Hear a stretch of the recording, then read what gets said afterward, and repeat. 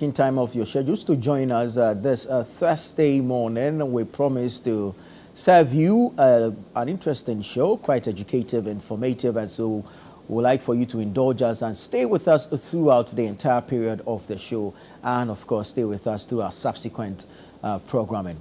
Somewhere last week I came across a story on social media about a woman who had gone into labor. There were some complications, and so she had to go in for the CS. Now, according to the writer of the story, this woman said she had some sobolo. She had sobolo with her, and that per her own beliefs, that sobolo will save her and assist in delivery. And I am wondering if sobolo is now anesthesia, or sobolo is used for delivery of babies or not. The unfortunate thing is that, according to the same writer, a day after the woman left the hospital based on her faith, to take this sobolo, she lost her life. And so at what point do we draw the line between religion and common sense? At what point will we draw the line between religion and common sense? You see, there's so many indoctrinations out there. We have more or less become religious fanatics in this country. And based on the teachings or indoctrinations, all kinds of things are given to us or sold to us. And we believe so much in these things that we fail to seek medical help when we need them. We also saw the Battle of the Beast, the boxing bout that was put together by Sharaf Mahama, and the boxer who came into a ring with a picture of a religious figure, if you like, a pastor, in his shorts. And this guy was whipped like a father whipping his son. So at what point are we going to draw that line between religion and common sense? Because at certain points, I think common sense must be applied. This woman I refer to would not have lost her life if indeed she had allowed the doctors to perform the CS on her. She could have saved her baby and saved her own life. But based on religion and what she believes in, she refused, in the name of going to take some sobolo. Shalom. Let's say thank you to our patrons, exhibitors, participants, and sponsors of the Agri-Fair 2025. Thank you so much for joining us, being a part of this event out this morning. I'll start with the Chronicle newspaper. The Chronicle says, Zoom Lion lands in Burkina as Africa expansion agenda continues. Zoom Lion lands in Burkina as Africa expansion agenda continues. Waste management company Zoom Lion Ghana Limited has extended its frontiers into several other African countries, and this time they have signed an MOU with Burkina Faso. You can see in that picture Dr. Sianwe Japong, executive chairman of the Jospong Group of Companies, and the Burkinabe minister in charge of the environment, water and sanitation in there. Let's look at other stories on the front page. This one says, my removal process is politically motivated. That's suspended Chief Justice Gertrude Araba Isaba Saki Torkornoo speaking there. She says, my removal process is politically motivated. Then you have electricity tariff hits the roof despite CD appreciation. Cuts, SEMSE worried. Electricity tariff hits the roof despite CD appreciation. Cuts, SEMSE worried. We shall now take our scripture for the day. It's from the book of Proverbs, the chapter number 16, the verse number 3. And it says, commit to the Lord whatever you do, and he will establish your plans. Commit to the Lord whatever you do, and he will establish your plans. Proverbs 16:3. When you go to the back page, you have President John Mahama meets Bill Gates in Brussels, Belgium. President John Mahama meets Bill Gates in Brussels, Belgium. And there's a wonderful picture story to it as well. Let me take you to the Daily Guide newspaper. Daily Guide newspaper says, I will not resign over dark, unlawful in-camera probe. Again, that's the suspended Chief Justice Gertrude Torkornoo speaking. She says, I will not resign over dark, unlawful in-camera probe. Justice Torkornoo speaking there. OSP arrest former GRA SML staff. OSP arrest former GRA SML staff. Kufuor slams religious politics. Kufuor slams religious politics. Sofia Akufo queries Tallow license extension. Sofia Akufo queries Tallow license extension. 2 arrested over Dampong headmaster's murder. 2 arrested over Dampong headmaster's murder. The back page has a number of sports stories. NS Nuama's Lyon relegated to French Division 2. GBA President Ibrahim Nikwe resigns. Arsenal close to signing Chelsea goalkeeper Kepa Arrizabalaga. And then Ghana's under-17 coaches participate in FIFA exchange program in Abidjan. That's the Daily Guide newspaper. Let me bring you the Daybreak newspaper. Daybreak says, Nigerian merchants take over Lakan schedule. Nigerian merchants take over Lakan schedule. We know the BDCs have been complaining about this particular matter. They want the NPA's intervention in there. The delays in the schedule is costing them a lot of money in demurrage. Some paying about $50,000 per day for demurrage, and it's quite worrying, quite troubling. Yesumoja in trouble as faith-based Sobolo craze sparks health concerns. Yesumoja in trouble as faith-based Sobolo craze sparks health concerns. You have suspended Chief Justice Gertrude Torkornoo speaking, and she says, Puamine-led committee treating my lawyers like Nebuchadnezzar's magicians. Puamine-led committee treating my lawyers like Nebuchadnezzar's magicians. Loyalty over convenience. Afenyo Markin calls for ideological renewal in NPP.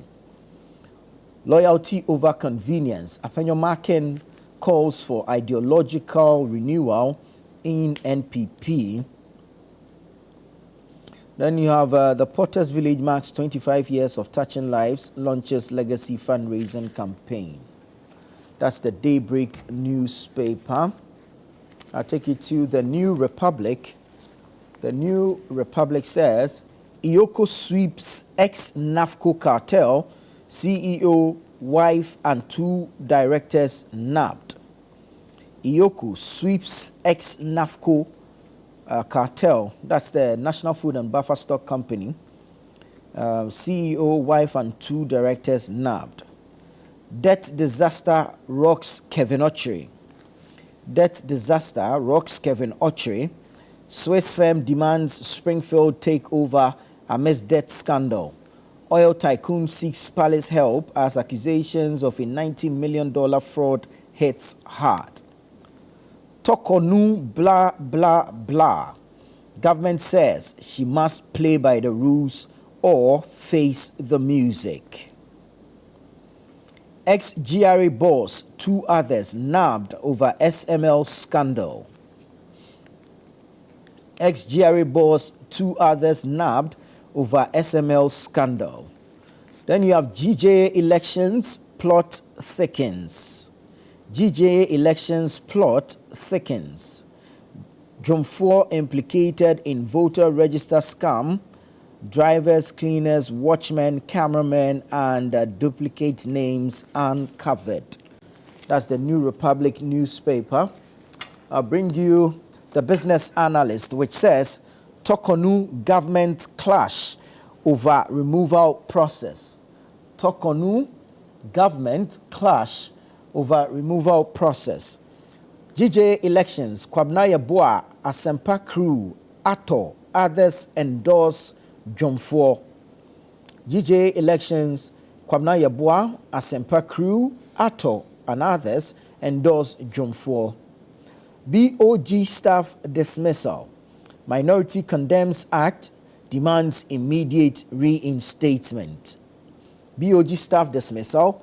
Minority condemns act, demands immediate reinstatement. Concerned lawyers call for global action over Sami Omar's detention in Kenya. Concerned lawyers call for global action over Sami Omar's detention in Kenya. GRA to introduce 15% VAT on non-life insurance premiums from July 1. GRA to introduce 15% VAT on non-life insurance premiums from July 1. Take you online. Start with citynewsroom.com. Citynewsroom.com says, Jean Mensah, other officials must go. They've mismanaged EC. This is attributed to the national chairman of the National Democratic Congress, NDC, Johnson Asiedu Nketia. Public commentary not the remedy. Inusaf Husseini to suspended CJ. Public commentary not the remedy. Inusaf Husseini to suspended CJ. Religious rights can't be waived by school choice. Muslim students tell Justice Amaliboba. Religious rights can't be waived by school choice. Muslim students tell Justice Amaliboba. Parliament approves bill to move midweek holidays to Fridays or Mondays. And when you go on the website, you see the full list of changes made to the holidays on there. Parliament approves a bill to move midweek holidays to Fridays or Mondays. And then another story is government to consider passing non-profit organization bill into law. Government to consider passing non-profit organization bill into law. Government to recruit 50,000 teachers, 10,000 non-teaching staff in 2025. This is according to the Education Minister Haruna Idrisu. Government to recruit 50,000 teachers, 10,000 non-teaching staff in 2025. Haruna Idrisu speaking there. She's a victim of the system she supervised. And Sasari fires Torkornoo. That's the former director of the Ghana School of Law. And Asari speaking there. No political motive behind CJ removal process. Minister of State in charge of government communications, Felix Kwachiofosu speaking. No political motive behind CJ removal process. Choice of venue, secrecy of proceedings intended to intimidate me. Suspended CJ alleges. Choice of venue, secrecy of proceedings intended to intimidate me. Suspended CJ alleges. Then you have the suspended Chief Justice knows where to report threats if she feels unsafe. Suspended Chief Justice knows where to report threats if she feels unsafe. That's Kwachiofosu. That was in response to the press conference by the suspended CJ Gertrude Torkornoo. What happened to the anti-LGBTQ bill you promised Ghanaians? Minority asks government. What happened to the anti-LGBTQ bill you promised Ghanaians? Minority is asking the government. All right, let me take you to ChannelOneNews.com. ChannelOneNews.com. Article 146, not above human rights. and that's Asonaba Dapa, Diana Asonaba Dapa, a former Deputy Attorney General under the Kufuor administration, speaking there. Torkornoo cannot dictate venue for impeachment hearing. That's the former Member of Parliament for Tamale. Inus Afuseni, speaking there, is also a private legal practitioner. He says Torkornoo cannot dictate venue for impeachment hearing. Suspended CJ's public address unacceptable. That's Ansa Asare speaking on the CJ's press conference. Suspended CJ's public address unacceptable. Interior Minister unveils new insurance package for firefighters. Interior Minister unveils new insurance package for firefighters. Resigning would legitimize flawed process. That's the suspended CJ, Justice Gertrude Torkornoo speaking. She says resigning would legitimize flawed process. Again, Torkornoo is here speaking. I am fighting injustice, not clinging to position. I am fighting injustice and not clinging to position. She again says, my removal process sets a dangerous precedent for judicial independence. My removal process sets a dangerous precedent for judicial independence. That's Justice Gertrude Torkornoo. She again says, venue for impeachment hearing intended to intimidate me. Venue for impeachment hearing intended to intimidate me. Education Minister pushes for review of Library Act, proposes presidential libraries. Get Fund warns public against fraudulent recruitment and contract schemes. I'll use my experience to bring growth to GPHA. That's Johnson Asiedu Nketia. He's been sworn in as board chair for the Ghana Ports and Harbors Authority, GPHA, and he says he will use his experience to bring growth to the GPHA. We have the details of these stories and several others on our web portals, ChannelOneNews.com as well as CityNewsroom.com. Do log on to these portals and you will have full access to all these stories and more. I am Nana Tufo Boateng. You're watching Breakfast Daily on Channel One TV. Stay with us. We'll be right back with the news review segment.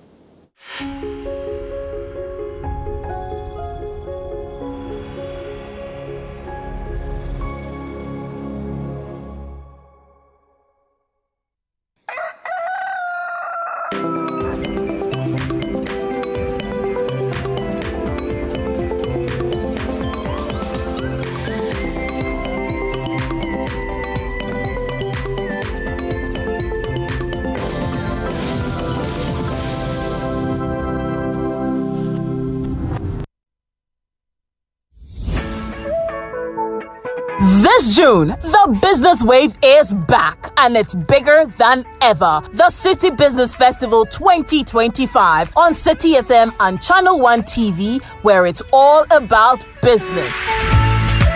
This June, we will be celebrating Ghanaian businesses, re-examining our business modules and practices through our business fora, and sharing knowledge through our on-air business discussions. Make a business date with the on-air series every weekday at 9 a.m. on the City Breakfast Show on 97.3 City FM and 10 a.m. on Breakfast Daily on Channel One TV. From expert interviews to real-world insights to the tools you need to grow. Don't miss a single moment this June. It's the City Business Festival 2025, celebrating everything business. Only on City FM and Channel One TV. Your business, your future, your time is now. Stay tuned, stay inspired, and let's grow together. The City Business Festival 2025, celebrating everything business. The City Business Festival 2025 is powered by 97.3 City FM and Channel One TV, and it's proudly sponsored by Absa Bank, MTN Business, and Zonda Tech Ghana Limited.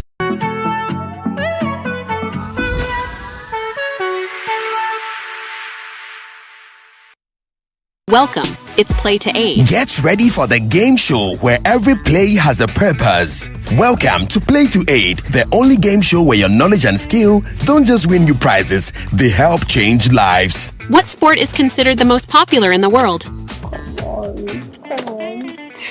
Football. Every point you earn goes toward real-world support, from school supplies to health kits, clean water to emergency relief. Play smart, play big, play to aid. Catch all the action, the drama, and the heat. Most commonly spoken language in Brazil.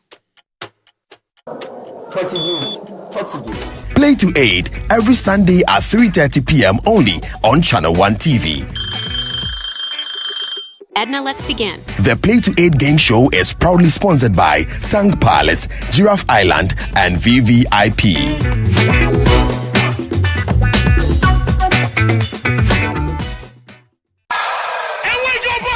Let's get into the world of sports like never before. You know how we do it on Fridays. Join us every Friday at 7 p.m. on 97.3 City FM for Sports Panorama, your ultimate destination for all things sports. One of the biggest scandals in this country's history. You can't spend 250 million USD and come out with that. From the thrill of association football to the excitement of basketball, tennis, athletics, and even emerging sports, we cover it all. Whether it's the Premier League or the latest NBA showdown, we bring you the stories behind the stars. Getting an opportunity to become a national team coach, he should understand the politics around football. And don't miss the prayer of the rabbi. Joe was Zebaut. How Zebaut there? Zebaut won Chaboke. We're not just about the games, we're about the community. If you are going to be given this kind of treatment, then you need to be that guy. When I look at him play, he is not it. Or when it's time for Don't Call Me. Join the conversation as we connect with fans across the country and beyond. Want the latest updates? Send us your thoughts and we'll feature your comments live on air. And remember, we like to hear your predictions for matches and your thoughts in general. Think you know who's going to win? Let us know. Big shout outs to my YouTube people. Tune in every Friday at 7 p.m. only on 97.3 City FM. Sports Panorama, where sports come alive.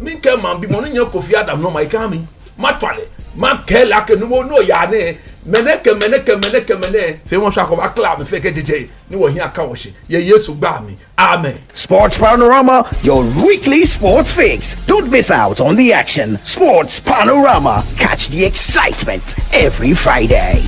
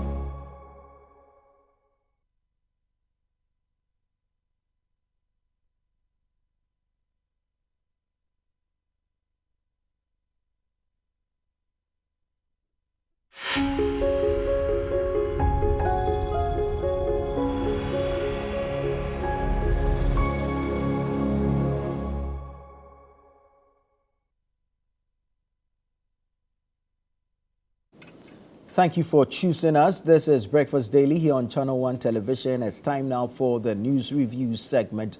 A number of stories to deal with this morning. Hopefully we'll make judicious use of that time. Talking about that, we're starting off with the judiciary and, of course, the ongoing processes that are looking into the petitions for the removal of the Chief Justice, Gertrude Araba Isaba Saki Torkornoo. Yesterday, she held a press conference which press conference got a reaction from government. Subsequently, other stakeholders have been speaking to same. I'll take a story from ChannelOneNews.com. I'll take a few paragraphs. I introduce my guest, and we'll begin the conversation on this particular matter. ChannelOneNews.com reports that resigning would legitimize flawed process, and it's attributed to Justice Torkornoo. And I read, suspended Chief Justice Gertrude Torkornoo has reiterated her refusal to resign, warning that doing so would signal that flawed, unknown, and opaque processes are acceptable. She told journalists in Accra on Wednesday, June 25, that stepping down under such circumstances would undermine democratic principles and judicial integrity. If I resign under these circumstances, I will be saying that this flawed, unknown, and opaque processes are acceptable. It is not. And that's a quote from Justice Torkornoo. She described the ongoing proceedings as bizarre and cautioned that acquiescing to them could inflict lasting damage on the country's democratic journey. Quote, finally, let me respectfully say that the current bizarre proceedings that I have brought to your attention present a twist to our nation's democratic journey that we all ignore at our own cost. And then there's a bit of a background. Suspended in May amid allegations of misconduct, Torkornoo has argued that the inquiry deviates from established norms for such processes. She has raised concerns about an adversarial approach and irregular handling of evidence. All right, so these are stories from that particular press conference by the suspended Chief Justice Gertrude Torkornoo. The Minister of State in charge of Government Communications, Felix Kwasi-Ofosu, subsequently held a press conference and responded to some of the issues raised by the suspended CJ. He denied any political persecution. He also said that the venue for the inquiry is not intimidating. It is an open government facility that has been in existence and has been equipped with modern facilities to aid the work of the committee. Let me quickly introduce my guest, and then we'll begin the conversation this morning. Joining us for the first time on the show is Dr. Frederick Ntiamwa. He's a member of the NDC's communications team. Good morning, Doc. Good to have you. Good to have you. I'm also happy to be here. And then we have the Honorable Sete Champong, former regional minister, Eastern Regional Minister, also in studio with us. Good morning, Honorable. Good morning. Good to have you. Right, so we'll begin with the press conference by the CJ. Doc, I'll start with you. The CJ says clearly there's a calculated, illegal, unconstitutional process to remove her. And she thinks that the process is bizarre, and even the choice of the venue is calculated to intimidate her. She alleges that she is searched, her bag is searched when she has to go for an inquiry.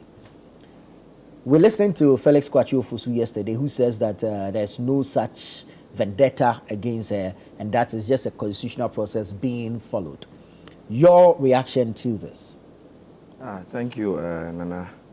And let me say good morning to your viewers and also extend my greetings to the President, His Excellency John Dramani Mahama, and most importantly to the youth of the country. And I always say that we are the brain behind the future of this country, and so we need to work hard to make sure that the reset agenda that the President has promised Ghanaians will be fruitful.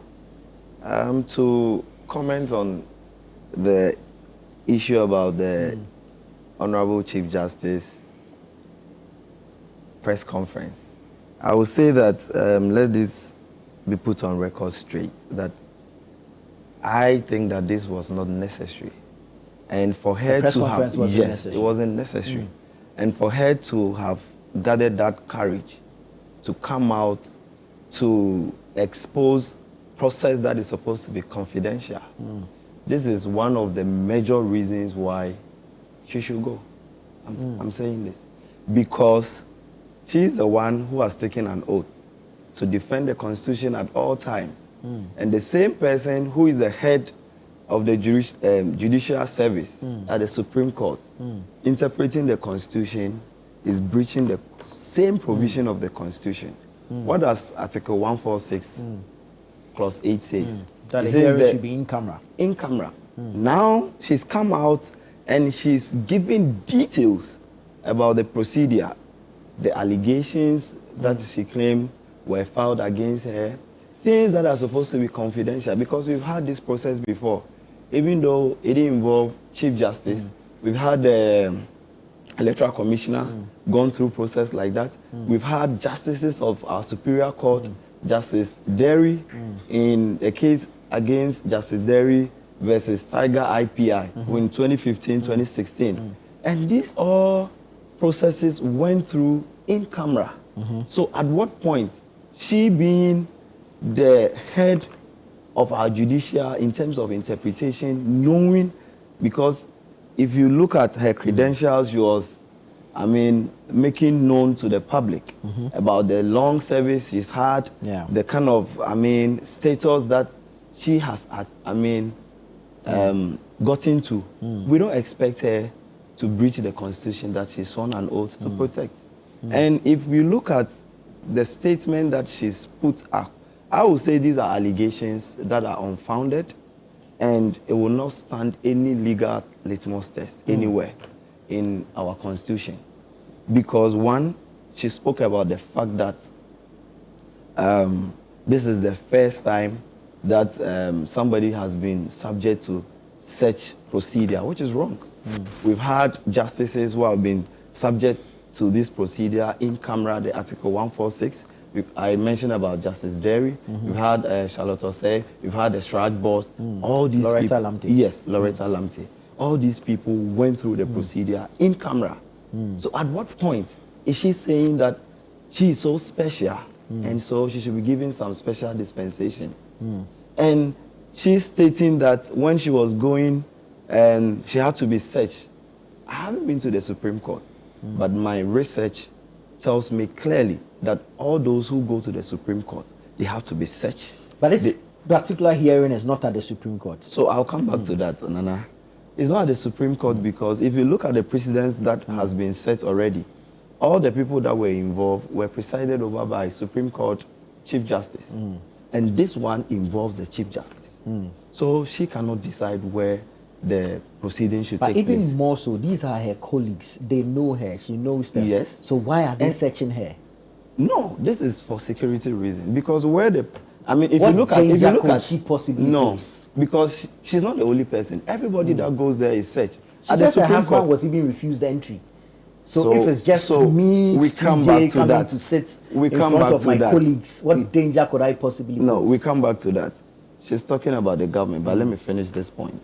The point I'm trying to make here is that even at the Supreme Court, when people have cases there and they are supposed to go, they are searched, your phones.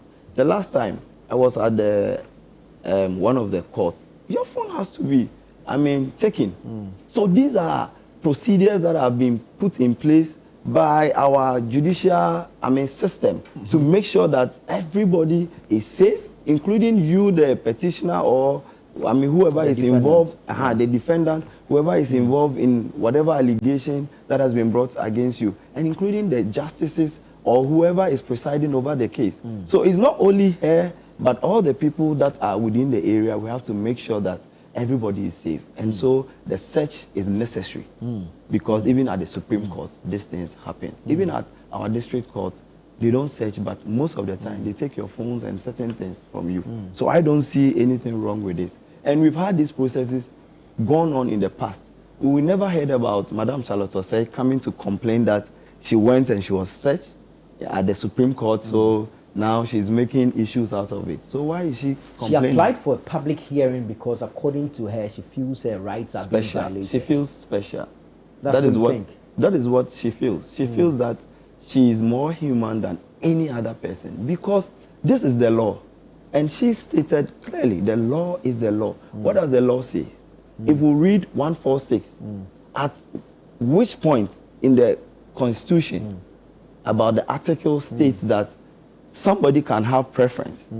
Somebody should be position above others in terms of rule of law. We are all equal before the law. But and Chapter 5 of the Constitution provides for human rights. Human rights. If she feels her rights are against being the Constitution violated, that we have sworn to protect. it's in the same Constitution. Your human rights is So does confined. confidentiality supersede human rights? No, everything is in the Constitution. And if you are making human rights, then everybody can say that, oh, I have the right to do anything that I want. So if I pick gun here in the studio, and I tell you that that's my right. But is it in the Constitution? Whatever human rights she is asking for, is it in accordance with the Constitution? If it's in the Constitution, then we will say that whatever she is asking for is right, because the Constitution says that everybody has to be given the right. And the issue about the husband not being allowed, even if it was held in her own room, and I'm stating this, that her husband will still be excluded. Although he's been mentioned in a petition? She's not part of the process. But he's been mentioned in a No, petition. she's not part of the process. The husband has never been, presented with any case or any, document to come and answer. So she's the one supposed to come and answer. It's her conduct that brought her husband and her daughter. So if she's coming to answer, she cannot say that, let my husband follow me because my husband's name was mentioning, or in the course of, whatever petition that has been brought against me, my husband is found to be involved. No, this is nowhere. If the husband has breached any of our Constitution or has done anything wrong to the Constitution, I'm sure, he's not above the law. He will also be served if there's anything like that. And her lawyer, because she says that on the first day of the hearing, her lawyer was refused entry. That one I can't speak to that. And I'm not sure that the process will go that way. So whatever she is saying, I will say is unfounded. And I think that, like she stated, everything she's trying to do is to paint the picture of political vendetta. And I asked myself the question, is she a politician?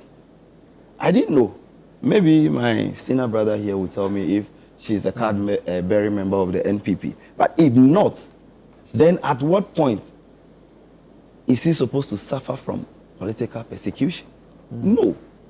President Mahama, has demonstrated his fidelity to the Constitution. He's sworn to protect it at all times. And I can assure you that he's ever ready. Have you ever heard any comment from the president? No. She's the one who leaked even the information she requested. Before the information could be sent back after 10 days, she has already published it online for people to have, preview about what is going on, which is against the rules of the game. And I say that But because... is that not within her rights? No. These things are in camera. In camera means that everything we are going to do Is the is supposed to committee be... hearing that is in camera? Yes, and I'm saying that every process regarding from the first stage where you'll be served with a petition and all that, everything is supposed to be confidential. She knows about this. And I was surprised yesterday, she's making it look like the whole Ghana, the same song that Chamawun to me was singing, as if she's not a Ghanaian and all that, making allegations here and there. I say that these allegations are unfounded. They don't have basis and they will not stand any law. And that is why she's refusing. Because if she has any legitimate concern, she should go to the Supreme Court. The same judges. Well, she's made some applications to the Supreme Court. Yes. So she can still keep applying. Because the fact that you send one application that is striked out, it doesn't mean that you cannot go again. At any point in time, the court is there, the court has opened the doors, that if you have anything, you think that your human rights has been infringed upon, you think that the processes are not fair, just go to the court. Very well. And they are there to, listen to her. Very So well. I don't think that what she has come out to say holds any water. He just wants to throw dust into the public's eye to paint the president and the current administration as if we are after her. But she is not a politician. So if we have any target, then she's not part of our target. Very well. Not any day. I'll come back to you on the issues you raised regarding the process itself. Yeah. But let me pick the initial thoughts of the Honorable Seth Champo. The CJ going public with this process, what do you make of it? I think I've listened to most commentaries. This is the first time in our life as a republic, 68 years, that a chief justice is on trial. So it's a novelty. It's never happened in this country before. So when I listen, I come back to myself and ask myself some questions. Indeed, 146 is clear. You don't need any interpretation on that. However, the Constitution is a Bill of Rights. And so some have also come up with Chapter 5, her rights, because you have to read the Constitution in whole and not just pick and choose. So, like I said, we've never seen it before. So practitioners believe that for her office, the person who heads the third arm of government must know and follow certain principles and practices. So she coming out is not right. That is another school of thought. Some believe that we are practicing a dispensation that allows every person to also express themselves when they believe that they need to do so. And so in that breath, I also understand that space. But my worry as a politician and a consummate one as such is when we say it is not political. My friends in NDC started pontificating at this Chief Justice in their process of campaign to the run-up of the 2024 elections. And when they come into office, they will see to it that she is changed. Not too long ago, just yesterday, the chairman of the ruling party, after being sworn in as a chairperson for the Ports and Harbours Authority, chairperson, had to feature at one of our media houses. And this is his message, that the electoral commissioner and the commissioners at the EC are not fit for purpose. Right.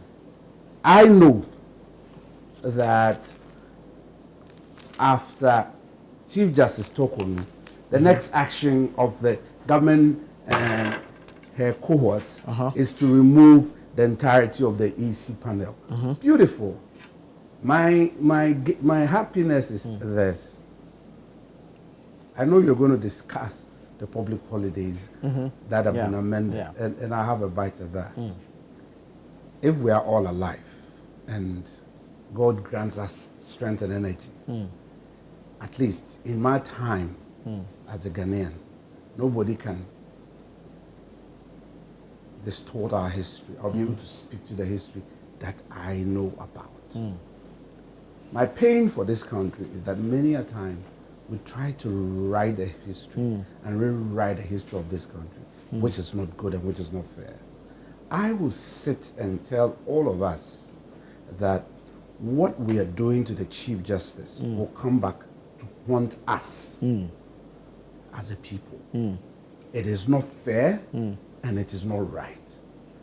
The rules tells us, if you go to Article 296, we must, where the Constitution do not prescribe in certain terms, we need to establish certain rules by way of instruments to guide those who will be doing the bidding of the Constitution in such processes. Like I said, we haven't done that before. It's a novelty. And so we have that gap there. So when we are going through these processes and we do not permit it to happen in territories that are known, it worries every person. It's not the first time that the judiciary is going through these things. But it is the first time a Chief Justice, and that is very... That's in the Fourth Republic. In the Fourth Republic. And in the history of the establishment of our judiciary, no Chief Justice have ever been tried. No Chief Justice. We need to be clear in our minds. There is a Chief Justice, there are Supreme Court judges, the appeal court judges in order of hierarchy. Yeah. We come to high court judges. And I'm saying that, yes, some appeals court judges, some other judges may have gone through some of these processes, but never achieve justice. And my worry in a democratic state where we have three arms of government, the head of the judiciary, the head of the legislature, and the head of the executive, we are giving too much strength and arm to the head of the executive. To disadvantage the judiciary. And when I see that, I call that democracy capture. Why am I saying democracy capture? Democracy capture because the executive is holding the executive authority of states, vested in it by the Constitution. The Constitution, yeah. Fortunately for the executive is now having an absolute majority in the legislature, so it holds that authority. Now the only that we, all of us, the people's chief justice, and we should be minded of this, is being treated in this manner. And from my knowledge and my experience, I shouldn't speak about it. But has there been any breach of the Constitution? Because the president so far, as we're being told by the minister in charge of I'm not talking about it. I didn't mention the president. Convenience sake, people will mention. I'm not mentioning the president. I'm talking about a dispensation you and I are living in, giving me the opportunity to sit here and speak my mind. It is by virtue of the Constitution, which is enshrined freedoms of expression. That is why we have been able to move on and step up. And in our dispensations, we have media pluralism for all of us to air our opinions. That is the benefit of the same Constitution. And I'm saying that we should not disadvantage that Constitution by allowing one organ created by that Constitution to disadvantage another organ within the same creation. And that is my worry. That's why I call democracy capture. So if the Chief Justice can be dismissed in this fashion, where do we go? And look, it is unfair. Even when you go to court and you've been served and somebody introduces a new material, you ask for that exhibit and you are given. Natural justice demands that if she asks of the panel some information, I believe it is fair and right that they serve them. Instead of writing to it that the president gave you all this, the president put us together. What if there's a little memo which was written and they haven't seen, and somebody perchance cites it and asks the questions about it? For me, fairness is fairness. You put it out there, but put that away. This is a playbook for me. Nobody can change my mind about that. It's been rehearsed. The people who wrote the petitions were coached. And you see, unfortunately, that's why I said, I pray to God that we are all alive in this country going forward. And I know this democracy will not stay in one area for the rest of the life of this country. It will go, the pendulum will shift and come to the other side. And if we are setting precedents today and people become victims of it tomorrow, I pray nobody go to stand on the rooftop and shout that, hey, they are doing something which is bad. I don't believe in victimization. But that's retaliatory politics. But unfortunately, I'm one. We're doing a democracy where majority rules. That's why when people conveniently mentions the president's name, I said that is an argument of convenience. The president may not follow and believe in what is happening. But he's not a president for himself. He's a president emanating from a political tradition. And if there are elements in the tradition who have so much strength in the tradition and believes in what must happen, the president cannot recuse himself from this. He would be within. And so I don't believe in that argument. The president, I don't want to involve the president in this conversation. I know elements in the current administration and its political tradition who are bent on seeing to it that certain elements of our state are reset by their own mantra. And this is why some of us will forever and ever speak against it, because it is not proper for the future of this country. It is not right in any sense for the future of this country. We are building and sowing seeds of enmity, very inimical to development and growth of this country. And it hurts me, not because I'm MPP. No, I don't need that. I want to be Ghanaian first. I was born a Ghanaian, and I must grow a Ghanaian, and I must believe in the spirit of Ghana. And that's why I believe in the Constitution of 1992, because I saw June 4th, 1979, and I saw 31st December 1981, and I lived it in this country till I emerged. And so when we have had this freedom, I wouldn't want to lose this freedom to anybody. If I err, the law must deal with me. But let's use the law appropriately, not disingenuous. Don't let us be disingenuous and come back and make convenient arguments. It doesn't wash. Very well. Doc, on what, where Honorable Champo landed, being disingenuous with the law, we've seen moves in Parliament to sort of strengthen the processes for the removal of a justice of Superior Court. If we knew there was a problem with it, why are we using the same law against the CJ, and after we remove her, then we correct that problem? So, you see, and that's where she alleges the plots or the deliberate plan to have her removed. So, Nana, I would want to respond to a few things. The issue about, one, this is something that we have promised during campaign. I mean, this is not true anywhere. One thing I want to say is that everybody is not beyond criticism in this country. Oh, but of course. We were here when the lawyer, the judge who sat in Mr. Opuni's case, this is the same Chief Justice we are talking about, was transferred just by a phone call. And I'll give you the article. You can go and read it.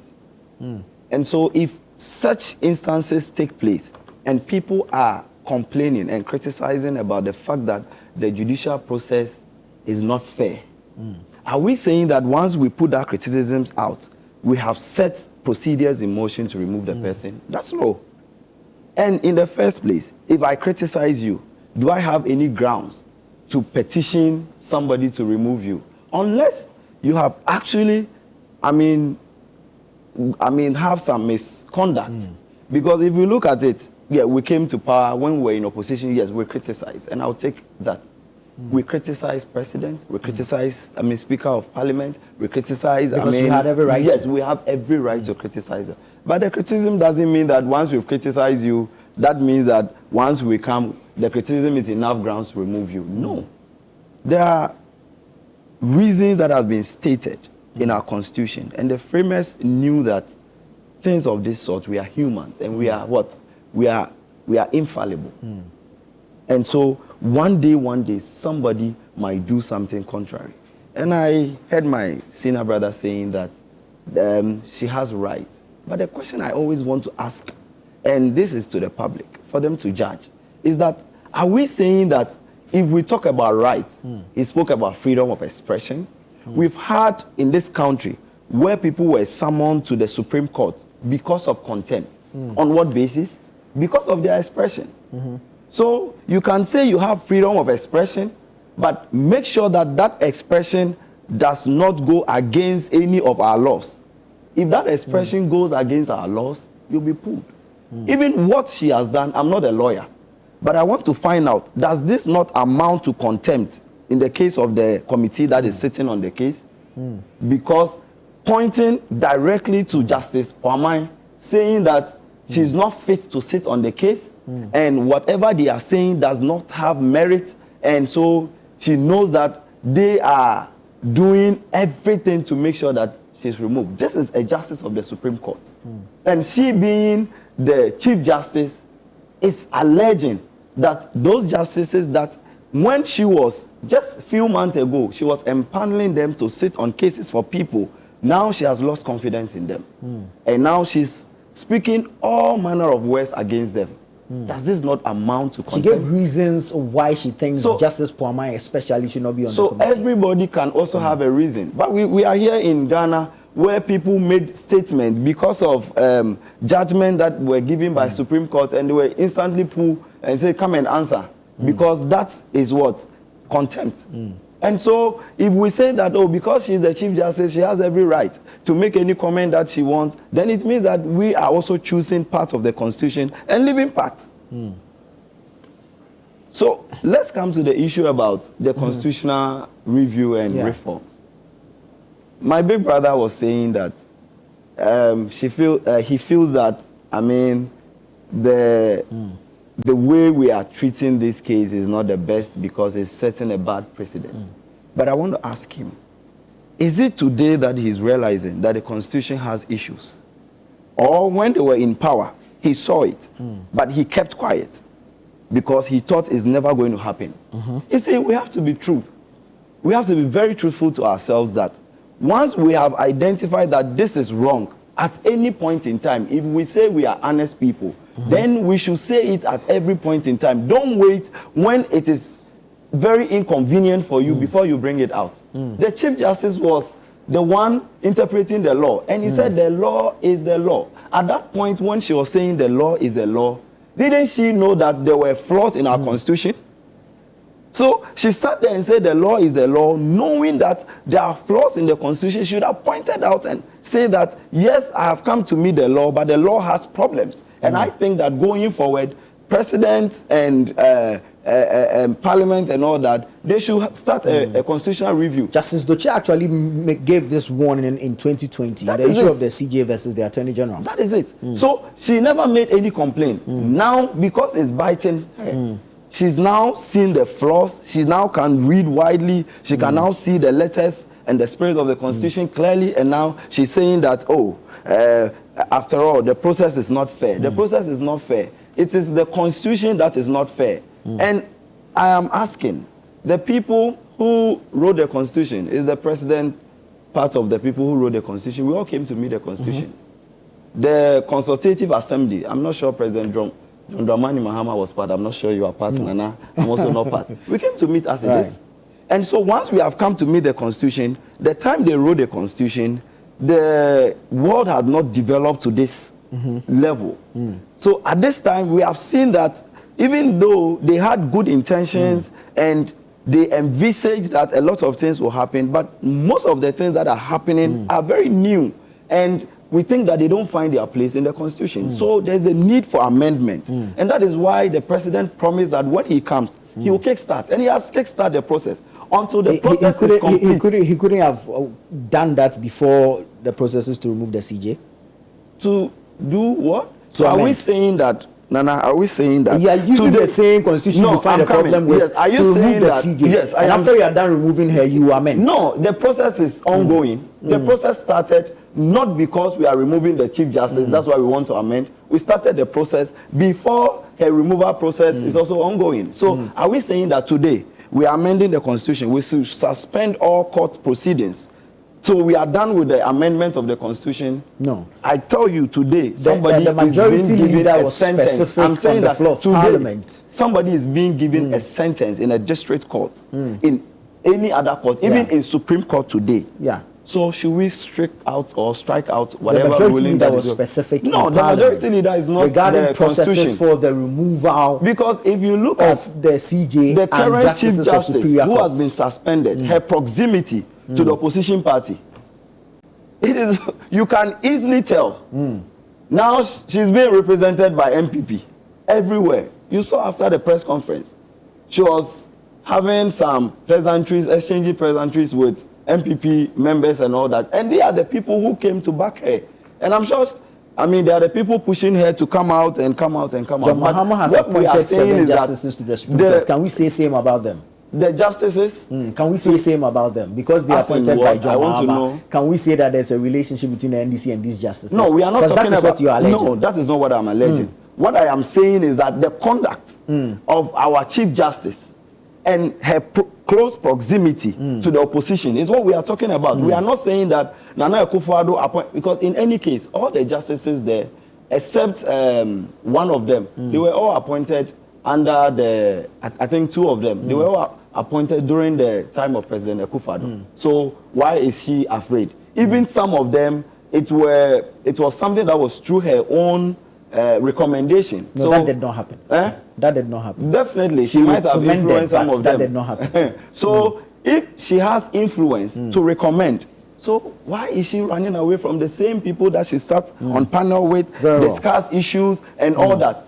The constitution, no matter what, she can make all the noise. But as it stands now, there hasn't been any provision that has been amended. And so we will still administer the constitution as it is. And the president is going to abide by the constitution and make sure that anybody who goes contrary to the rules of the game will be sent and be prosecuted as in accordance with the law. Very well, thank you very much. This is clear. Honorable. Thank you very much.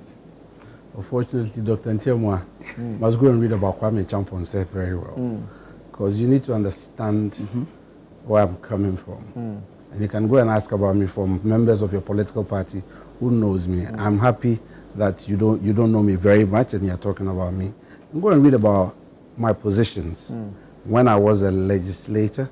When I was a legislator in the legislature, I believe in principles. Okay. I'm not just swept off my feet by the whims or caprice of any person's belief. And I want to state unequivocally, without fear of contradiction, that I have said on this platform that what I see as a playbook is the democracy capture. And it's unhealthy for this our democracy. On this very, very platform, I said it. Again, any person who asks me, am I now seeing that there are flaws in our constitution? At least when President Mills became a president, I was in Parliament. President Mills initiated a constitutional review commission, set up a whole commission. A whole proposal was made in a booklet form. We couldn't move forward with that. Why? Oh, that's your... I should be asking you. No, because you belong to the National Democratic Congress, who spent the taxpayers' money. Dr. Ntiamwa, I was so civil with you. I kept you. So, no, when you went, oh no, when you asked me a question, did I respond? Okay, no. So learn the communication skills very well.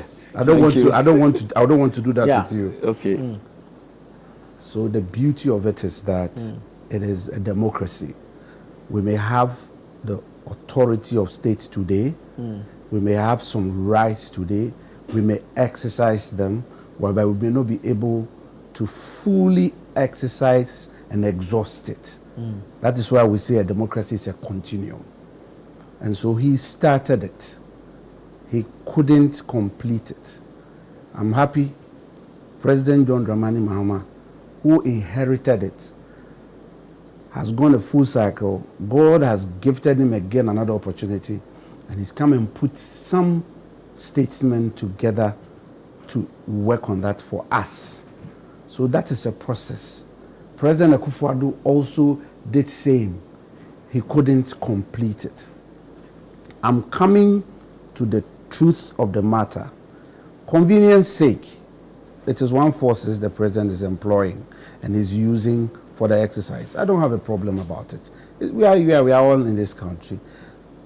My joy is that the suspended Chief Justice says she's not going to resign.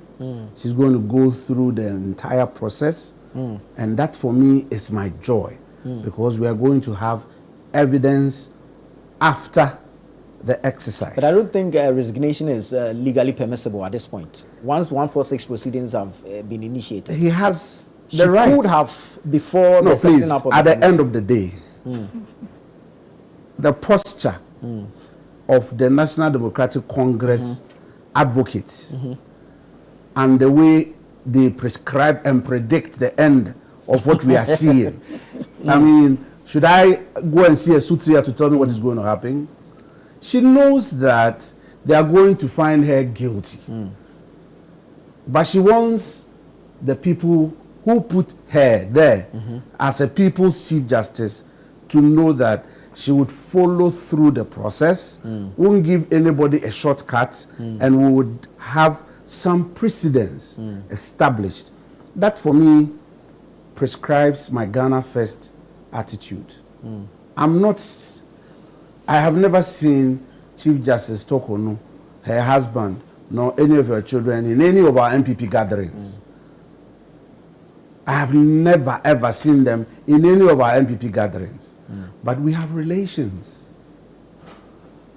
I have good relationship with some members of government. We meet, we talk, we eat together, we share. We only differ on certain principles and ideologies. So if some members of my political lineage extend some fellowship with Justice Torkornoo, it doesn't make her an MPP person.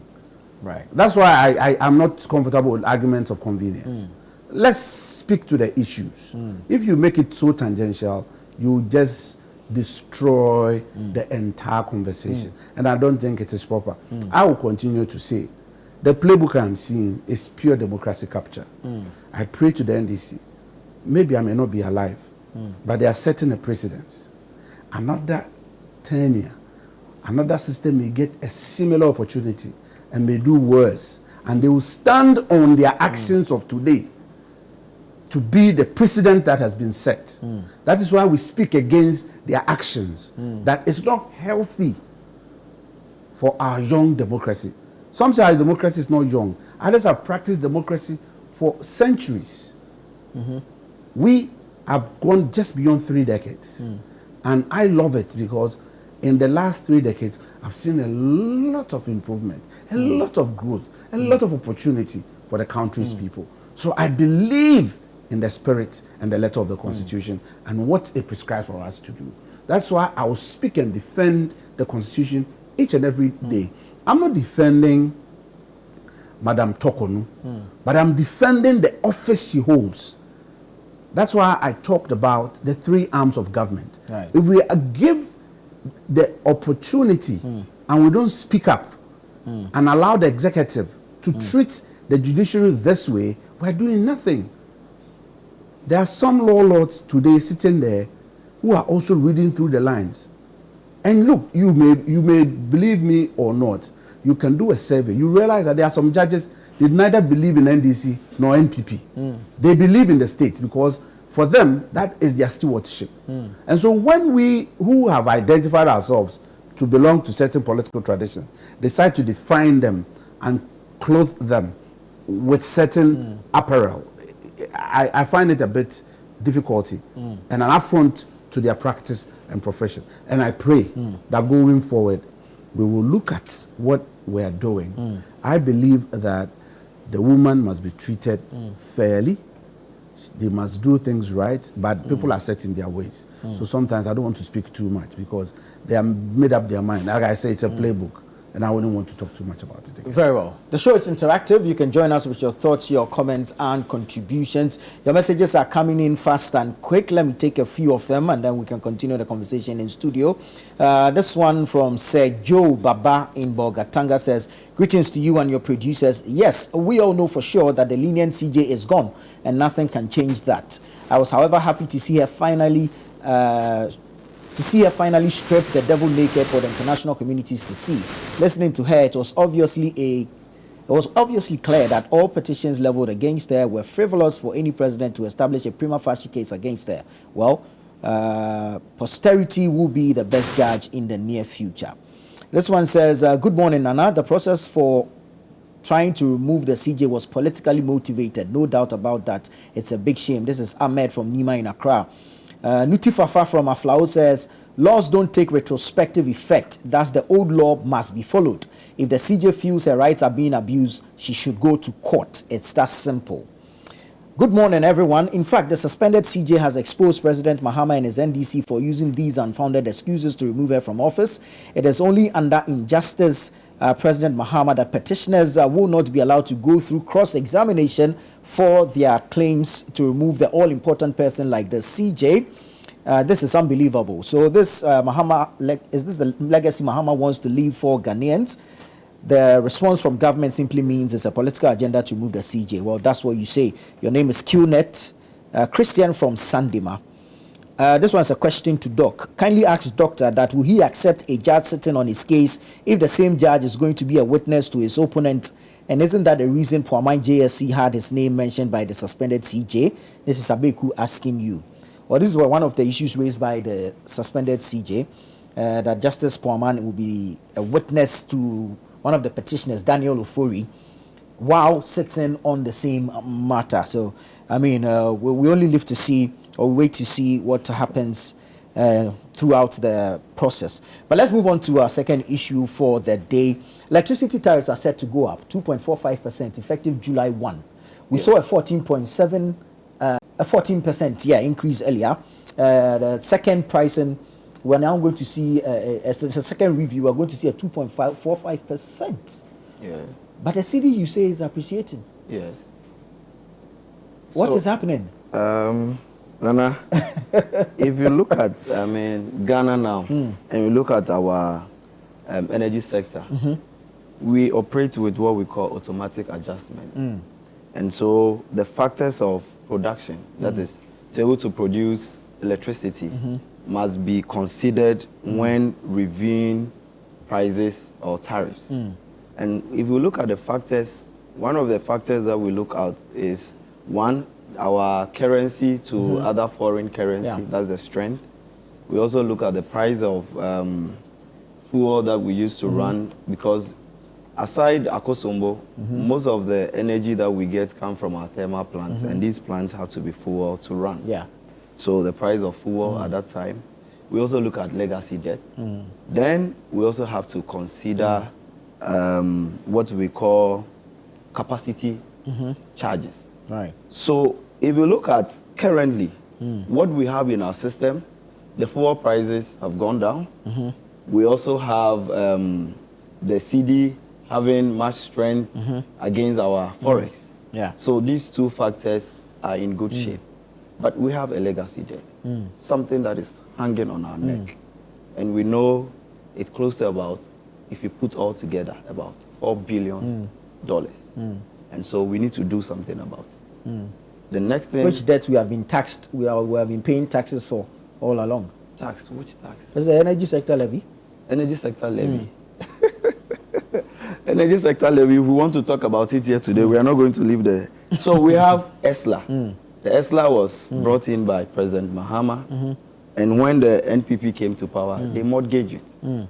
And so the monies that were supposed to come out of ESLA, instead of using to pay part of the debt, so that by now we will not have that overhang debt on our neck, it didn't go that way. They had to mortgage it for a loan of $2.4 or $2.5 billion.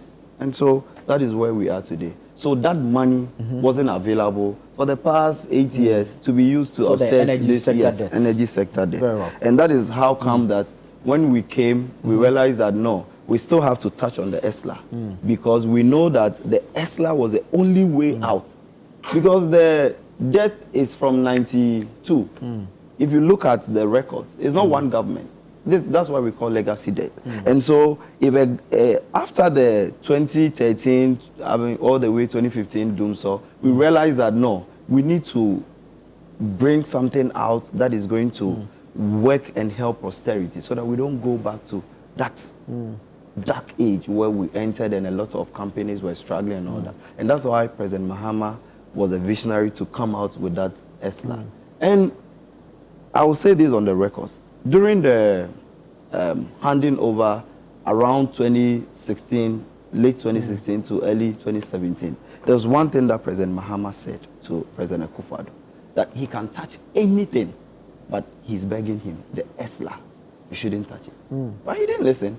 He came and he touched it, they mortgaged it, took loan, even get fund, they had to mortgage it. When was the last time you saw get fund, vehicles? Those days you see schools being donated with get fund, and all they even NHIS. So now you've uncapped it, so yes. And we thought that the debt is so huge that we need to do. But that is not only the issue. The issue has to do with IMF conditionality. The NPP has made the argument when we're talking about favorable economic policies that we have brought to make sure that whatever we are enjoying today, it is the sole work of the government. They were saying that no, it is because we are under IMF program, and the IMF program, government cannot do anything about it, which means that it is something that is fixed. You just have to follow it. If you go against the program, then because the money comes in trenches, it means that at a point you are not going to get it. There will be a cut-off. Yes, there will be cut-off. And the consequence is very damning for the country. It will even affect our currency and all that. And so when we came, we decided to follow the program. And if you look at the IMF program, the conditionality, if you look at the staff level agreement, which is on about page 76, you see that it was agreed that there should be quarterly adjustments. People say that, oh, when you say quarterly adjustment, it doesn't mean that you have to increase it. But I ask myself, why did you go to IMF? If you were self-sufficient and you had money, you wouldn't go and borrow. So the fact that you have gone to borrow and they are giving you conditions, they are not telling you to come and reduce things because you were indebtedness. You were in debt, and that is why you went. And so that adjustment will always be upward. Unless we are out of that agreement and we think that we are sufficient enough, so at any point in time we need to do that. But you are still borrowing. They are but you just told us money. that we are under an automatic quarterly review system. So that is what I'm coming. So if you look at that, just suppose that with the IMF conditionality, it means that every quarter we need to adjust. And so currently, this adjustment, you see, is not as compared to the previous one that came, 14%. This is just 2.5%. The 2.5%, I'm just running it. Just 2.5%. This 2.5% factor in what we call capacity charges. And let me explain capacity charge. You see, once we have thermal plants, whoever went for the loan, an individual, a corporate organization, they come and build the plant here. Once the plant is in a capacity to produce, whether it is producing or not, there's a minimum that we need to give them so that they can offset some of the bills in putting up, in putting up that until a time that we have been able to pay all that money for that agreement either to end.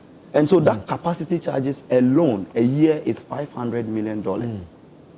And so if you look at that capacity charge, when they came, during the time of the NPP, there were cabinet issues about they not wanting to pay. So as we stand now, we have debt that we need to pay in terms of capacity charges. At the same time, we are looking at the fuel to run the plant. And we are looking at 1.2 billion. So if we put all these factors in play, then going according to the IMF conditionality, then we need to adjust tariff. And I'm telling you that in Ghana, as we stand now, that we have gone for a loan, extended loan facility, that shows that we don't have our own money. We cannot adjust downwards. We are going to adjust upwards until a time that we are sufficient enough to be able to say that we are not going under any condition. And if you look at production, the factors that goes into electricity production and what we pay is not the same.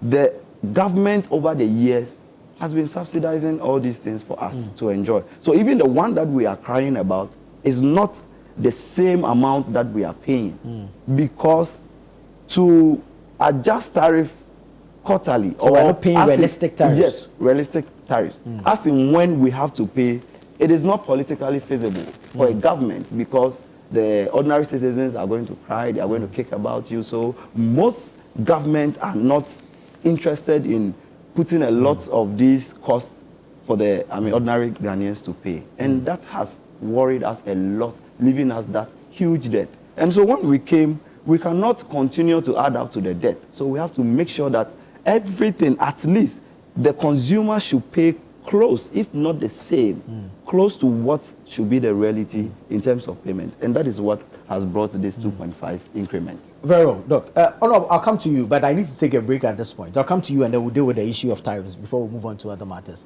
This is the News Review segment here on Breakfast Daily. Kindly stay with us. We'll be right back.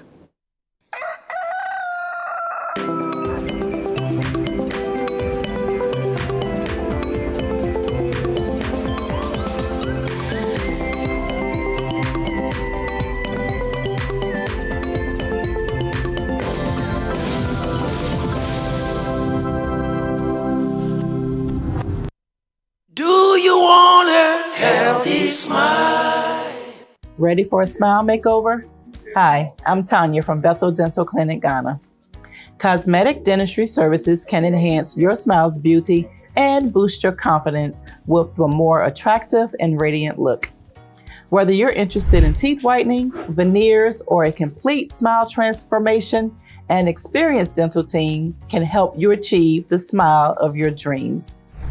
The process begins with a consultation where we assess your oral health, discuss your specific concerns and goals to create a tailored treatment plan. While smile makeovers primarily focus on improving the appearance of the smile, they can also offer functional benefits such as better bite alignment, improved chewing ability, and enhanced overall health. Healthy smile. Hi, friend. Where are we going today? Just use your imagination. Go, go, go! My family is the only thing that matters to me right now. This is the stuff that Mimi dreamed about. These guys are the best. GoTV's ready to take you from your hometown to roaring stadiums and even on international adventures. So let's go together, from home or on the go with GoTV Stream. Sounds like a great idea. Woohoo! GoTV. Love it. Introducing Betway's Bet Influencer, a groundbreaking feature where you can make money by just sharing codes. He just needs to share his codes and make money. The more his codes are used, the more money he makes. Oh yes, so what are you waiting for? Anyone can be a bet influencer. Share your codes and make money. Bet Influencer, another world first from Betway. This advert has been approved by the Gaming Commission of Ghana. Betway, get way more.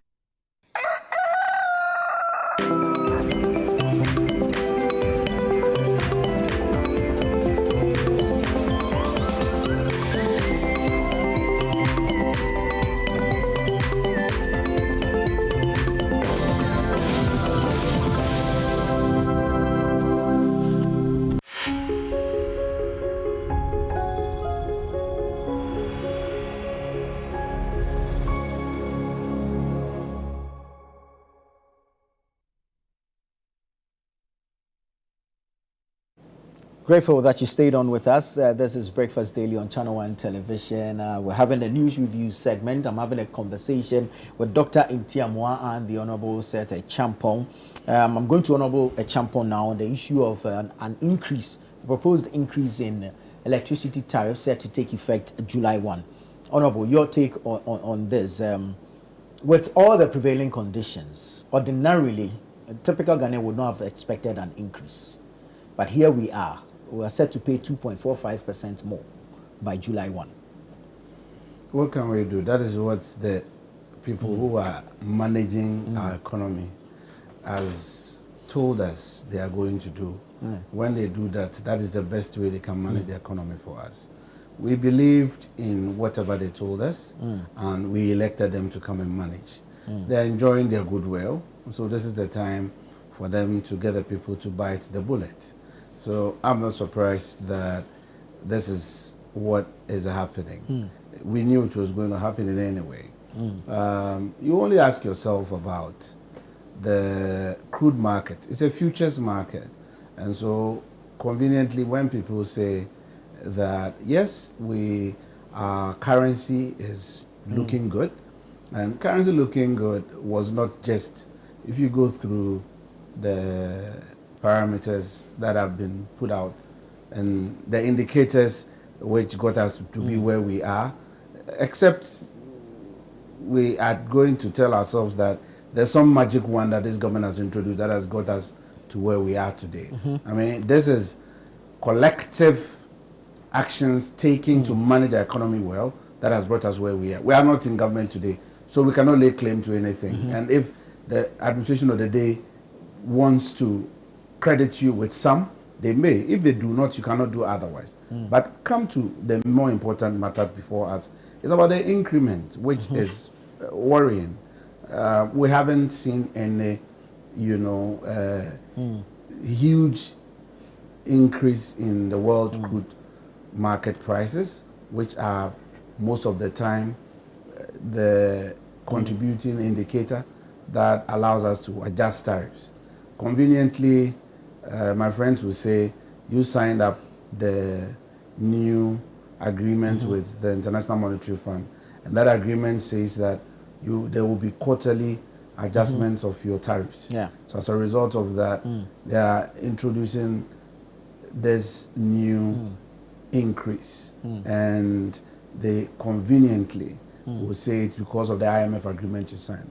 Let's live with it, and it is not just that is coming up. The insurance, the financial market is also seeing an increase on non-life insurance, and that is coming also heavy.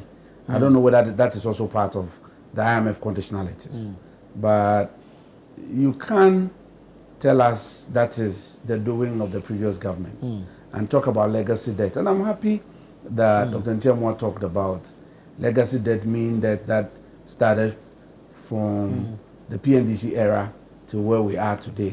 And so if you may allow me, and I was going to do what they know how to do best, equalization, now who costs up? So you don't try to do that. And before His Excellency John Dramani Mahama left office, we also signed on some private agreements, on private power agreements to help and boost our generating capacity. And some of the agreements and the rates at which we bought power from the independent power generators, quite high. And the previous administration had to sit and renegotiate with some of the independent power producers. And that is what brought us what we used to say take or pay agreements, because yes, we needed a capacity. We're in a crisis then.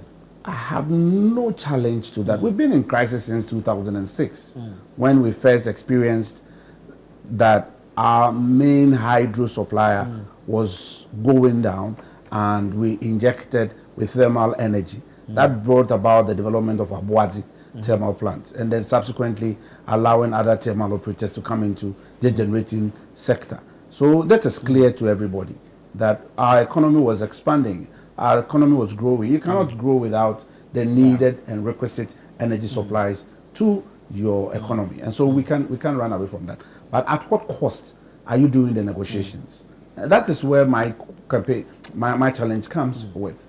If you could negotiate it lower, you could find it. We should do that international comparison and see when we signed for some 12 cents, which other countries were running around 6 cents. So who was to benefit from those agreements? And then those debts piles up. God returns you into administration. You come to see your own creation, and you want to paint it that it is the previous administration who did it. They are talking about mortgaging some statutory funds. I don't know. When we talk precedents, sometimes my friends in NDC forget who brought the idea that you could mortgage statutory funds for other successive administrations to also learn and mortgage statutory funds. We trade with the same international partners, bilateral partners, multilateral partners. So once a precedent has been established, they are the ones you work with. They'll tell you, oh, this is how you people did it to us. And you don't come into office and remain who you are. You remain for the interest of the country, Ghana.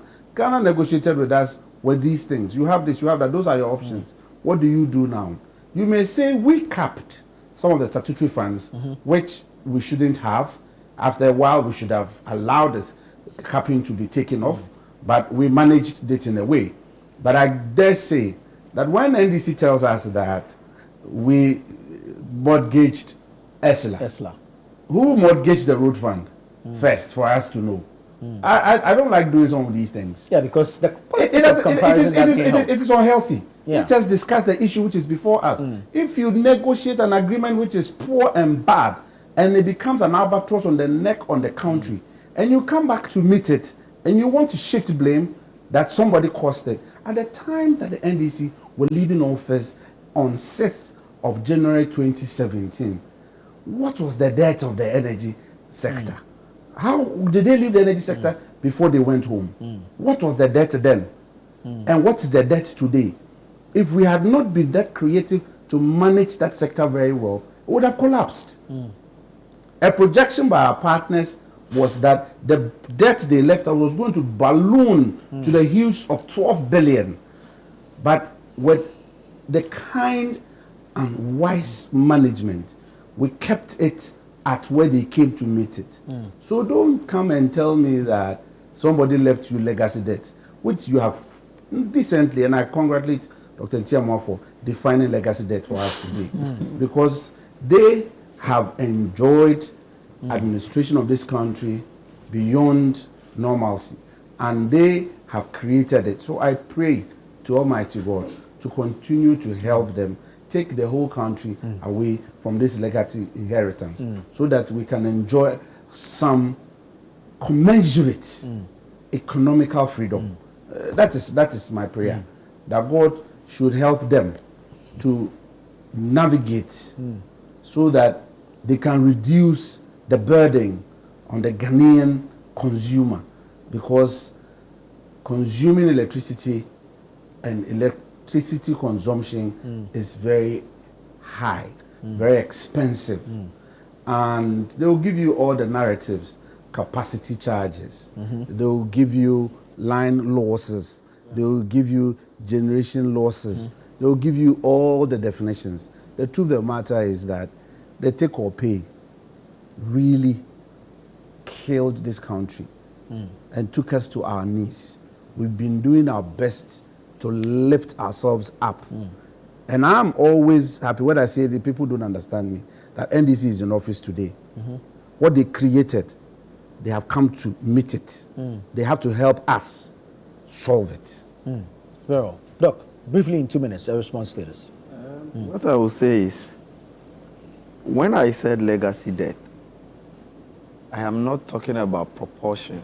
I'm talking about how long the debt has been standing. So if my big brother is making reference to the fact that I gave explanation to legacy debt, yes, I explained, but I did not tell who contributed what to the legacy debt. Because if we want to go into that, then we will know. And also talking about the fact that the issue has been created by NDC and now we have come to meet it again. I will say amen to the prayer, because that is why we came to power. So you're going to solve it? We will solve it. And that is why Ghanaians voted for us. And that's why they are going to vote for us, for us to be in power and make Ghana a heaven. Congratulations. For my big brother to enjoy. Currently he's enjoying, but you see, for the optics and things, he will not admit here. But are you enjoying? Yes, I'm enjoying. When I was coming and I filled my car, it was cool. Unlike before. So, I mean, there are changes. We all experience it. Prices of things are going down. I mean, these things, we can't run away from it, which is true. But what I want to say is that if we are looking at the power side, I am not happy that today you wake up and tomorrow there's an announcement that we are going to increase tariff. Even the richest person in the world, no. But the condition we find ourselves now, that is the best solution. And it takes president or a leader who is visionary and who is bold to make certain decisions that will affect the lives of the people. And so I think that this is the best that Ghanaians voted. They saw this in us and they voted for us, that when we come to power, we'll be able to put measures to make sure that, because if 2-3 years from now, we go back to Dumso, is it not going to affect everything? It will cripple almost every aspect of our economy. And that is what we don't want to experience. And so they should bear with us. These quarterly adjustments and all this, we are not saying that they are pleasant, but that is where we find ourselves. We need to make sure that we keep the lights on, to make sure that our 24-hour economy policy, people are opening industries and all that. And a modern economy thrives on energy. If we have energy crisis today, everything is going to crash. And so I believe that whatever we are doing is in the interest of the good people of Ghana, and that is why they voted for us in power. And so we'll work hard and make sure that we reset Ghana to its best. Well, then I hope I did not express any ambiguity about his legacy debt. I'm Not surprised. at all. Yes, I'm surprised he came back to. You actually credited him for yes, I'm surprised he explaining came back to that. I did not express any ambiguity. I understand. Listen. You inherited a constitutional democracy, right? And which was your own creation. This constitution today we are enjoying is a gift from the NDC, who moved away from P and just created their NDC. It was PNDC. And so if anything occurred in that era, and let's do the mathematics, they've been enjoying the democratic administration more than my tradition. And proud to that they were there. So if anybody would have experience, they have the best. Right. All my prayer is that I don't want to travel to Kumasi and then there will be power cuts. I don't want to go to my village and then there will be power cuts with these increases. This is my worry, this is my concern. And conveniently, my brother in Tiamat said that prices of goods and services are going down. I don't know where he shops from. Where I shop from, nothing has changed in respect of prices, in respect of goods and services. Nothing. Rather, we keep even going higher. I was hoping that the performance of our currency vis-a-vis international trade prices also being stable in a sense, we were going to see some ripple effect in our purchasing power. And at the same time, the goods and services that we engage with. None of that has happened. So I may be seated here in prayer because as a child of faith, I always have confidence that the God I pray to will listen to me. But at least the fuel has come down. Oh, Nana, can you tell me the percentage it has come down? When it came down, is to what percentage? It's dropped down from somewhere 14 cedis a liter to about 12. And we should look at how much it is being sold on the international market. You see, that is why I don't go too much into that kind of argument, because if you do the mathematics and you do why we must sell fuel at certain rates, then it will be defeated totally. Because you talk about cost of funds, you talk about cost of our currency against the international trading currency, and then the price of the commodity. At the time we were in office, the commodity was not at $74 per barrel. So you should understand that is why we, through previous administrations, the automatic adjustment formula was established, because we got to a point where you would prepare a budget because it's a futures market. You would project maybe at the start of the year, for instance, this year was around 64. And so you may project that it may go to a height of maybe 80, looking at the global conditions. And then something occurs, and then it can shift and go beyond maybe 100, which you did not project when you were preparing for your on your numbers. So these are some of the issues that allow us to trip off our numbers. So for me, if we are buying fuel at that rate, it is no news, because the ingredients that adds up to give us the pump price, we have a very low indicators that should rather let it sell even at 10 at the pump. But hey, we have all these inbuilt taxes that I was hoping that my good friends who told us there's no need to tax your way out of your debt, we're not going to add. I thought they were not even going to introduce a single element of taxation. My own brother Atu Forsen said it when he was facing the appointments committee, and I'm surprised that a few days down the line, they find it so convenient, because they know the commodity that every Ghanaian cannot run away from is fuel. And they try to slap a huge 1 CD per liter on that commodity. I'm hoping to see what next steps they will take. Well, eventually they've suspended it. Now that it is in suspension, I don't know whether it is going to be in a cooler till the kingdom come, but I pray that it stays there so that we can enjoy our freedoms. Very well. Doc, you've amended the public holidays bill. Now you are seeking to move holidays on weekdays to the preceding Friday or the next Monday. 1st July is coming back as Republic Day. August 4 is going away. September 21 is coming back as Founders Day. Your thoughts? What I want to say is that if you look at the holidays that we had and we've been experiencing, I remember when I was young. Now those days when you are in government school all you pray about is a holiday because We you're like tired of holidays school. too much. Yes. But even that, we had the last administration, we had a number of holidays being added and all that. And we think that as a country, if we want to move forward, there's no need to have so many, because it looks like we have so many holidays in Ghana. If you look at the last 8 years, the few that have been added to what we already had, and some of them had to be changed based on convenience and people's way of crediting some individuals that they think that they have been good to them. And we think that no, because it was Founders Day and it was changed to another thing. And we think that no, we should bring it back.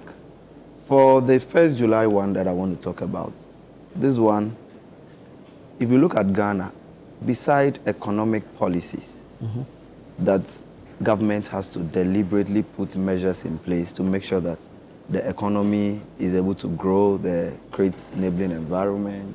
This is a Christian country.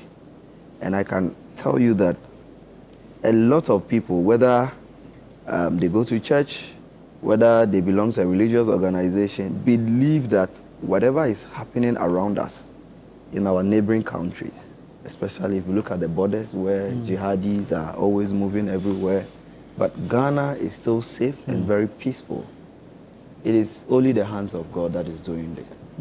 And so the president promised in the campaign message, it was even part of the manifesto, that when he comes, he will let us have a national day of prayer. And I think that it's very important because there is the presence of a supernatural being in our affairs as Ghanaians, whether we like it or yes. It doesn't matter where you belong, whether you belong to any fashion, you still acknowledge the presence of a supernatural being.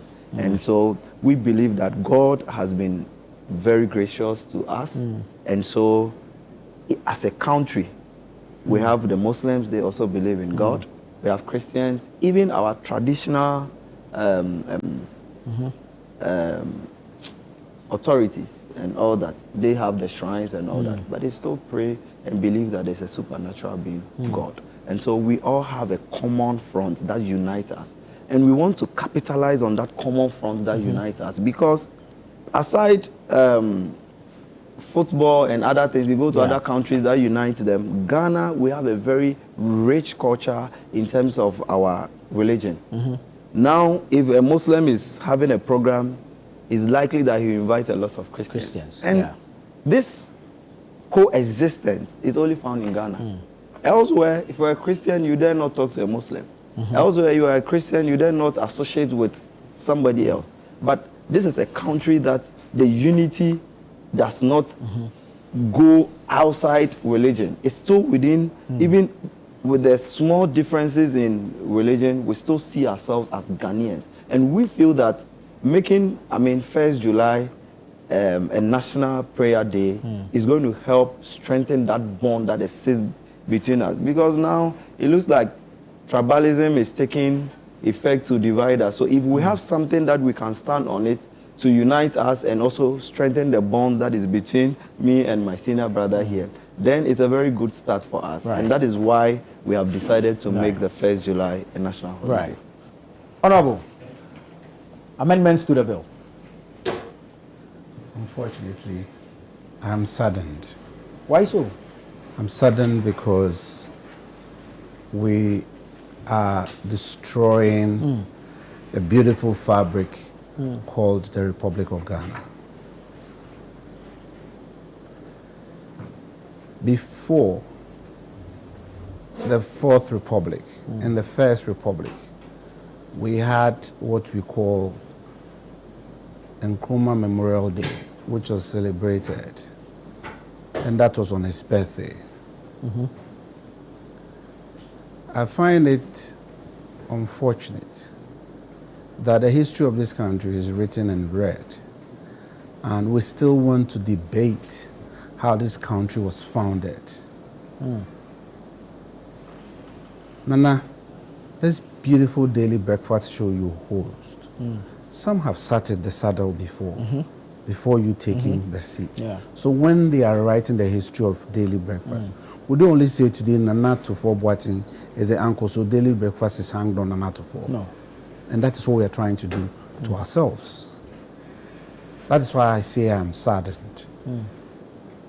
We need to encourage that unity, that love, that passion, rallying around a flag. Let everybody feel that they also matter when it comes to the affairs of this good country. And so trying to always make Nkrumah the sole and only owner of Ghana, it doesn't look good for us as a country. Nobody can take the credibility and the standing of Dr. Kwame Nkrumah away. Nobody. However, let us respect other contributors as forebears. So when the 4th August was created, I saw that we were doing some good to ourselves. But it looks that the polarization keeps deepening. And that is my worry for this country. That's why I say I'm sad. When we created the Constitutional Day of 7th January, that is accepted. Yeah. Because why? That must also give posterity some information and knowledge that there was once upon a time in this country, we had a leader called Flight Lieutenant Jerry John Rawlings, and under whose watch we created the 4th Republic. And we say, let's have a Constitutional Day. It goes to his credit.